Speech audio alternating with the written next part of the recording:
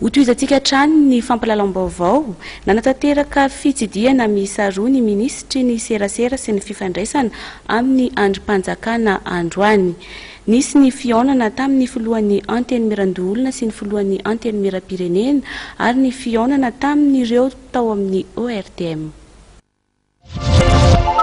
Fitsidiana rososina no tanterahany ministra ny serasera sy ny fifandraisana amin'ny androm-panjakana Andriamatoa Ary Laurent Rahajasson androany maraina niala tamin'ny filohan'ny anteny mirandoolona sy ny filohan'ny anteny miram-pirenena no tantarany ministra vaovao amin'izay fanatsarana ny fifandraisana eo amin'ny androm-panjakana isan-tsokajiny izay. Nantrateriny ministra Henri Laurent Rahajasson raha teo nandritra ny fihaonana tamin'ireo filohan'ny androm-panjakana ny fanatsarana izay hoentiny eo amin'ny tontolon'ny asa fanaova-gazety indrindra eo amin'ny fametrana ny fifanankarozana maharitra na ny espace de concertation entina ampiarana ny lalàna mifeny ny serasera eto Madagasikara.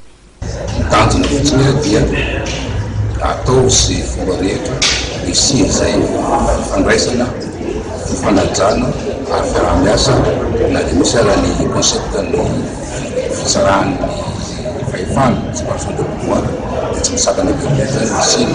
fiaraha-miasa eo amin'ny fanatsarana izany fifandraisana amin'ny mpanao lalàna amin'ny volana ambony zany mety tomboka ny mbola misy fandamina rehetra sy hitsaonana roapana gazety na ny fandaminana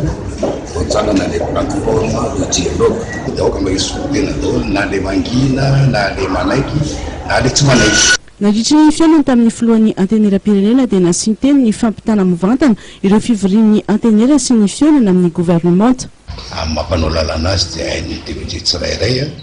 ny mamaritra hoe hatreto le fahafahana amin'ny teny fa raha mihoatra ny ety dia manjary manitsaka ny hafa indray manjary manotoana ny lalàna sanatria hoe manarahatsolana ohatra ny resaka aminareo mpanao gazety any amintsika mpanao gazety zay zany tsy misy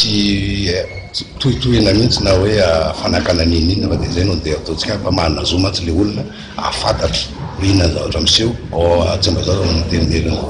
pirenenao. Nofananany ministra ny serasera tamin'ny fihaonana tamin'ireo mpiasan'ny ORTM izay iombonan'ny TVM, ny RNM ary ny DIT teny Anosy ny fidinan'ny fotony androany.